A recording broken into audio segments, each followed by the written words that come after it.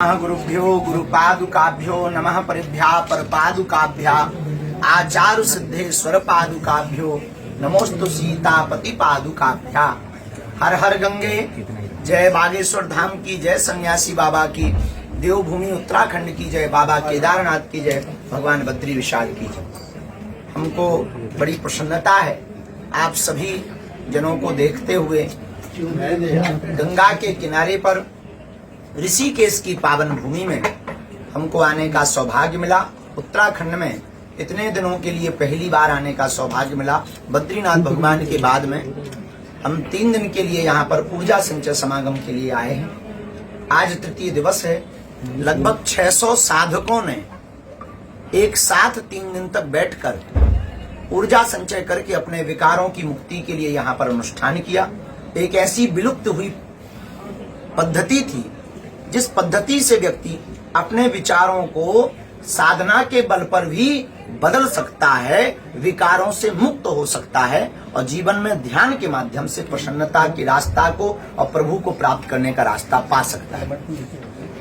इसलिए आज तक दुनिया में बॉडी डिटॉक्स पर बहुत लोगों ने काम किया, लेकिन हमने अपने गुरुदेव के बल पर, परम पूज्य श्री मुनि जी महाराज जी के कारण परमार्थ निकेतन के इस स्थान पर द्वितीय बार, पहली बार बागेश्वर धाम पर, द्वितीय बार परमार्थ निकेतन में ब्रेन डिटॉक्स पर एक साधना का आयोजन किया, जिसमें विदेशी NRI, USA एवं जर्मनी से डॉक्टर भी आए, ऑस्ट्रेलिया और नेपाल, अन्य देशों के लगभग 100 लोग थे जिन्होंने मिलकर के ब्रेन डिटॉक्स पर काम किया। क्योंकि आधुनिक युग में, आज विज्ञान के जमाने में स्क्रीन के सामने लगभग 6 घंटे, एक अनुमानित शोध के अनुसार 6 घंटे व्यक्ति अपनी स्क्रीन पर, मोबाइल की स्क्रीन पर, टीवी की स्क्रीन पर समय दे रहा, जिस कारण से उसकी बुद्धि और उसका ब्रेन कुंठा हो रहा, कमजोर हो रहा, ऑटिज्म के शिकार बहुत बच्चे हो रहे हैं, मंद बुद्धि के। तो हमने विचार किया कि पर्चा बनाने से या चमत्कार दिखाने वाले से देश का भला नहीं होना है।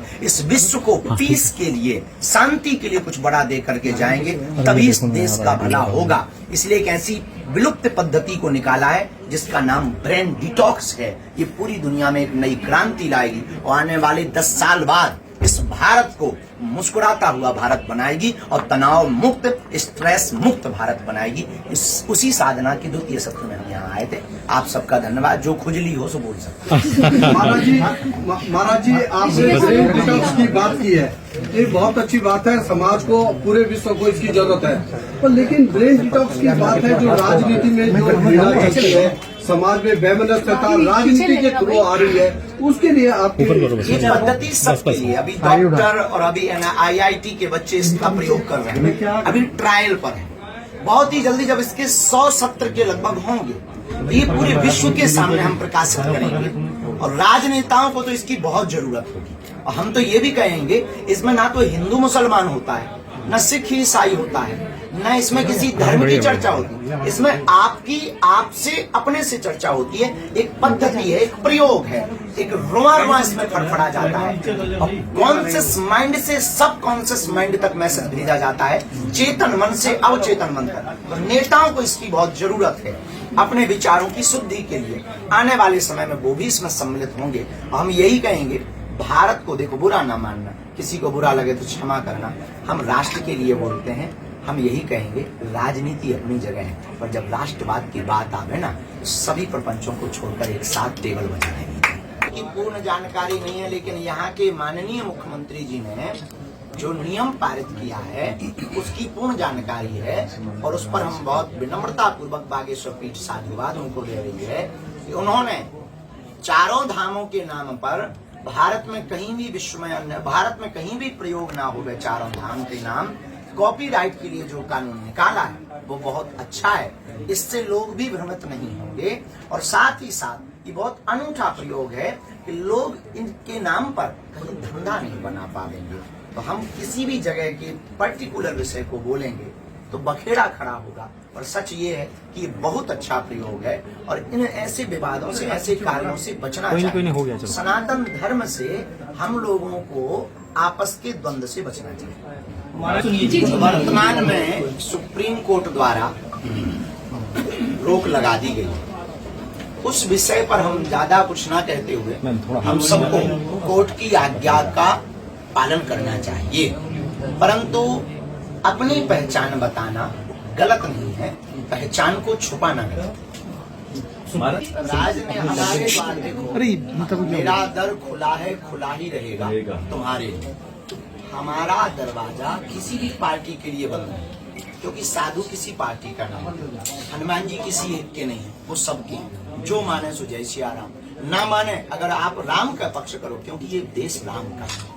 यहाँ के कण कण में यहाँ के रहने वाले इस्लाम धर्म को मानने वाले लोग भी बिना मीडिया के अपने दिल पर हाथ रखेंगे तो उनके दिल की धड़कन में भी राम ही बसते, क्योंकि ये देश राम का है।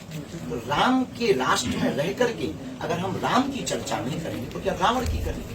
तो हनुमान जी का एक बहुत अच्छा काम है, राम के सपोर्टर रहोगे तो वो तुम्हारे रक्षक बनेंगे। तो अगर तुम रावण के पक्षधर रहोगे तो जैसे वो लंका में आग लगाए थे वैसे वो तुम्हारी जिंदगी में लगाए। इसीलिए सभी राजनेताओं से यही कहना है कि आप राजनीति और पार्टीवाद एक अलग जगह है, पर गुरु होने के नाते हम प्रार्थना करेंगे जब भी राष्ट्र की चर्चा है, जब भी देश दुनिया के दुश्मनों से लड़ने की चर्चा है, जब भी भारत के युवाओं की चर्चा है, भारत में शिक्षा मुक्त और भिक्षा मुक्त होना चाहिए। भारत को भिक्षा मुक्त होना चाहिए और शिक्षा मुक्त होनी चाहिए। हमसे एक पत्रकार ने पूछा कि आपके पास भीड़ क्यों है। हमने बहुत विचित्र जवाब दिया, कई साधुओं को बुरा भी लगा। हमने कहा जिस देश में डॉक्टर लापरवाह और दवाइयां महंगी होती हैं उस देश में भभूति का चमत्कार चलता है। इसलिए हम यही कहेंगे कि यहाँ के राजपीठ के लोग एकता के साथ वही मनस्तता त्याग कर ये भेदभाव फूट डालो राज करो की नीति को दूर करके और जातिवाद की रोटियां सेकियां जो सेक रही हैं वही गाली देने लगते वही गले लगाने। इनका एक आध धर्म होना चाहिए कम से कम। इसलिए हमारी इनसे कोई बुराई नहीं है, हमारा दरवाजा खुला है, परमार्थ निकेतन खुला है। तो जब भी राजनेताओं को लगे कि इनको ब्रेन डिटॉक्स करना है तो welcome to you Parmarth Niketan. या वेलकम टू यू। महाराज जी कहते विश्वास तो बाप को, अगर बाप कहना अंधविश्वास तो तुम भी महाअंधविश्वासी और तुम पर भी विवाद होना चाहिए। अपने पिता को पिता कहना अगर अंधविश्वास है, इस देश की यही सबसे बड़ी मूर्खता है। इस देश में जगाने वाले को काटा बहुत जाता है, मुर्गा जगाता बहुत, सबसे ज्यादा हत्या उसकी होती है। इसलिए सबसे ज्यादा विवाद हम पे इसलिए होता है क्योंकि हम सत्य को सत्य कह देते हैं, चटुकारता नहीं करते, मुंह पर बोल देते हैं, एकदम जो बात है वो कह देते हैं। तो लोगों को अब कोई बात नहीं निकली तो बोले चलो भाई यही बोल दो, अंधविश्वास। जब किसी की चलती नहीं है, जैसे कोई पत्नी पकड़ जाए गलत कृत्य में तो फिर वो क्या कहती है, हमारा दिमाग खराब हो गया। कैसे तुम लोगों का हाल हो गया, तुम्हें कुछ मिल नहीं रहा हमारे पास। लोगों को तो जो तुम्हारे जैसे लोग होंगे। महाराज जी ऋषिकेश में रहे हैं, अभी कह दिया महाराज जी ऋषिकेश में रहे हैं 2-3 दिन, तो आपको कैसा लगा यहाँ पे स्वामी जी देवभूमि तो उत्तराखंड है। उत्तराखंड की भूमि में कंकड़ कंकड़ शंकर शंकर है। यहाँ पर तो सहज साधना है गंगा का। हम अभी भारत से बाहर गए थे तब हमने ऋषिकेश आकर के कुछ शब्द बोले थे। हमने कहा विश्व के लोगों के पास पहाड़ तो बहुत सुंदर है, हरे भरे, और इनके पास में केदारनाथ है। उन लोगों के पास में नदियां बहुत हैं, बड़ी बड़ी हैं। थेम्स नदी है, लंदन की बहुत बड़ी थेम्स नदी है, अमेज़न नदी है, बहुत सी नदियां हैं, लेकिन उनके पास गंगा नहीं। उन लोगों के पास साधन बहुत बड़े बड़े हैं, मशीनरी है, आए देखते ही वो दरवाजे खुल जाते हैं, चेहरा देखते ही दरवाजे खुल जाते हैं, लेकिन उनके पास साधना नहीं। उनके पास व्यक्ति बहुत हैं, ब्रिलियंट माइंड, पर व्यक्तित्व नहीं। इसलिए भारत महान है। और भारत अगर पूरे शरीर को देखा जाए, अगर भारत पूरा शरीर है तो उसका हेड उत्तराखंड है। सिर अगर उत्तराखंड है तो उत्तराखंड की आंखें ऋषिकेश है। विश्व गुरु कब तक बनेगा भारत? जिस दिन आप जैसे प्रबुद्ध लोग हमारी तरह एकदम ब्रिलियंट होकर के वो सामने मुंह तोड़ बोलने लगेंगे, उसी दिन बनने की कगार पर जाएंगे। मोदी जी जेल नहीं भेज देंगे अगर खुल के बोलेंगे, मीडिया खुल के बोलेगी। इस समय तो हिटलर शायद चल रही, मीडिया को बोलने की आजादी कहाँ है? हमें तो नहीं लगता है आप लोगों को जितनी आजादी है उतना किसको है। हमारे खिलाफ तो हम रोज पोस्टें देते हैं। ये आजादी है कि आजादी नहीं है तो क्या है, नहीं तो हम ना कोर्ट भेजते आपको। आप लोगों को आजादी कह रहा हूँ। राजनेताओं पे कोई टिप्पणी नहीं, आपका उनसे क्या मामला है ये आपका पर्सनल विषय है, सबकी अपनी अपनी दृष्टि है और हम किसी के विषय में कुछ कह नहीं सकते। पर इस देश में जितनी आजादी बोलने की शायद दुनिया के किसी देश में हो। सब जगह लॉ बना हुआ है कि आप एक शब्द किसी की प्राइवेसी नहीं बोल सकते, झूठी फेक न्यूज नहीं बना सकते। और हमारे खिलाफ तो रोज बन जाते हैं, और हम आपको ऐसे 50 उदाहरण दे देंगे। अब न्यूजों की हम आप लोगों की वो देखते रहते हैं, स्क्रीनशॉट हमें बताते दिखाते रहते हैं। बाबा ने कहा रूस और यूक्रेन युद्ध पर क्या होगा, निकाली पर्ची। तो इस देश में जितनी बोलने की आजादी है वो किसी भी देश में बोलने की आजादी नहीं है। तो ये हम लोगों का सौभाग्य है, लेकिन हम लोग इस लॉ का भी दुरुपयोग करते हैं।